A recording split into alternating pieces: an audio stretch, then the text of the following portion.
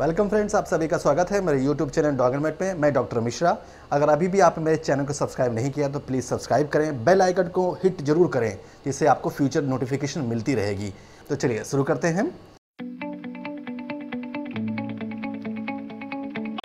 Welcome friends, आप सभी का स्वागत है मेरे यूट्यूब चैनल डॉगरमेट में। मैं डॉक्टर मिश्रा। आज मैं आपको बताऊंगा बहुत ही इंपॉर्टेंट चीज़ जो कि कई कस्टमर ने मुझसे पूछा हुआ है कि सर अगर हम डॉग को हॉस्टल में रखते हैं या फिर हम उसके अपने डॉग को हॉस्टल में रखने जा रहे हैं तो उससे पहले हमें किन किन बातों का ध्यान रखना बहुत ज़रूरी है। तो चलिए ये वीडियो आपको काफ़ी हेल्प करेगी।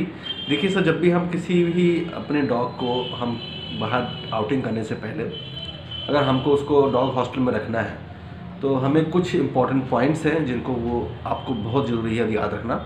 सबसे नंबर 1 पॉइंट है कि जिस भी डॉग हॉस्टल में आप जा रहे हैं अपने डॉग को रखने के लिए, मेक इट श्योर कि उसका एक्सपीरियंस अच्छा हो। वो मतलब काफ़ी तजुर्बेकार आदमी हो जो ये डॉग हॉस्टल चला रहा है, उसका एक्सपीरियंस बहुत होना चाहिए।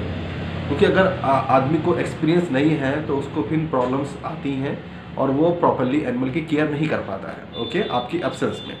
इसलिए आप देखिए कि वो कितने साल से डॉग हॉस्टल के एरिया में फील्ड में है, 5 साल, 10 साल, 15 साल, 20 साल, तो वो मैटर करता है उसके सक्सेस के लिए, ठीक है।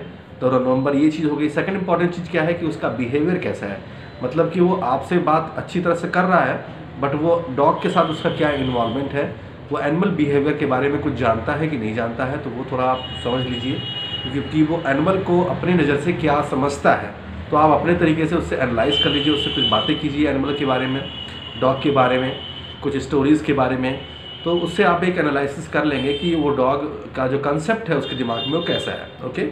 इसके अलावा जो इम्पोर्टेंट चीज़ ये है कि जहाँ पे वो हॉस्टल है, जहाँ पे आप डॉग को छोड़ के जाएंगे, उनसे पूछिए कि क्या वो उस हॉस्टल में जहाँ पे डॉग रहते हैं, जहाँ पे वो खाना खाते हैं, वहाँ पे जो है CCTV इंस्टॉलेशन है कि नहीं है। ये बहुत ज़रूरी है डॉग हॉस्टल को एक ट्रांसपेरेंसी मेंटेन रखने के लिए। क्योंकि देखिए क्या होता है कि जब हम अपने डॉग को प्यार से खिलाते पिलाते हैं और हम 10 दिन के लिए बाहर जा रहे हैं, उसको हॉस्टल में रख देते हैं, तो काफ़ी कॉमन प्रॉब्लम है कि जब हम डॉग को जब लेने आते हैं तो डॉग काफ़ी डरा हुआ रहता है, सहमा रहता है, कमज़ोर हुआ रहता है, उसको जो है टिक्स के इन्फेस्टेशन रहते हैं।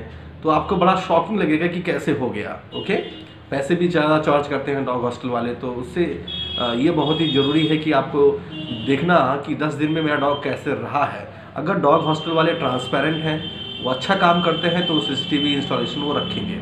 तो आप देखिए कि क्या CCTV की फैसिलिटी है कि नहीं है। अगर है तो बहुत बढ़िया है, जिससे आपको जो है कभी भी फ्यूचर में कोई प्रॉब्लम आए तो आप उस CCTV फुटेज को देख सकते हैं। इसके अलावा इंपॉर्टेंट चीज़ क्या है कि आप उनसे इंश्योर कीजिए कि आप डॉग को खिलाते क्या हैं और कितनी बार खिलाते हैं, कैसे खिलाते हैं, ये बहुत ही ज़रूरी है। फूड बहुत मैटर करता है। ऐसा कि मैं ब्लेम नहीं कर रहा हूँ कि बहुत सारे हॉस्टल वाले नहीं खाना अच्छा खिलाते हैं, बट देखिए जानवर इंसान में ये फ़र्क है, जानवर बता नहीं सकता है कि उसको क्या प्रॉब्लम है। इनफैक्ट अगर वो उसको कुछ प्रॉब्लम है वो आपको बताएगा तो आप समझ नहीं पाओगे।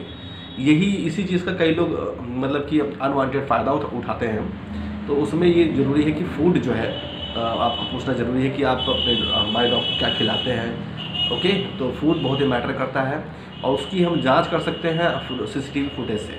इसलिए CCTV इंस्टॉलेशन ज़रूरी होता है किसी भी डॉग हॉस्टल में। अगर अच्छा डॉग हॉस्टल है तो ज़रूर रखिएगा, तो इसके लिए ध्यान रखिए। इसके अलावा जहाँ पे डॉग रहता है वहाँ का स्पेस कैसा है, बेडिंग मटेरियल क्या यूज़ करते हैं, ये भी ध्यान रखिए। डॉग आप विंटर में छोड़ रहे हैं तो विंटर बेडिंग मटेरियल होना चाहिए वहाँ पे। अगर आप समर में छोड़ रहे हैं तो स्पेस होना चाहिए जिससे कि वहाँ पे एरेशन रहे, वेंटिलेशन रहे, जिससे उसको गर्मी ना लगे। तो स्पेस, वहाँ का मेंटेनेंस, ये आप जरूर ध्यान में रखिए। इसके अलावा सबसे कॉमन प्रॉब्लम होती है टिक्स इन्फेस्टेशन के पपीज़ में, डॉग में। तो मेक इट श्योर कि उनसे पूछिए कि अगर डॉग में टिक्स इन्फेस्टेशन होता है तो उनका टिक क्योर प्रोसेस क्या है, वो टिक को क्योर कैसे करते हैं, उनको उसके बारे में नॉलेज होनी चाहिए। इसके अलावा जो इंपॉर्टेंट चीज़ जानने वाली ये है कि आप देखिए कि वो जो स्पेस है जहाँ पर रख रहे हैं वो कैसा है। बहुत ही छोटा स्पेस तो नहीं है, अगर बहुत छोटा स्पेस है तब भी नुकसानदायक है। इसके अलावा ये भी आप पता कीजिए कि डॉग हॉस्टल में कितने डॉग जो हैं, अगर बहुत ज़्यादा संख्या में डॉग हैं तो भी नुकसानदायक है, बहुत कम है तब भी नुकसानदायक है। तो एक मिनिमम स्टैंडर्ड होना चाहिए, कम से कम 10-15 डॉग तो मिनिमम होने चाहिए। और बहुत ज़्यादा डॉग रहेंगे तब भी नुकसानदायक, क्योंकि अगर ज़्यादा ही डॉग्स अगर कम स्पेस पर रख रहा है तो उससे इन्फेक्शन स्प्रेड होने के ज़्यादा चांसेस रहते हैं।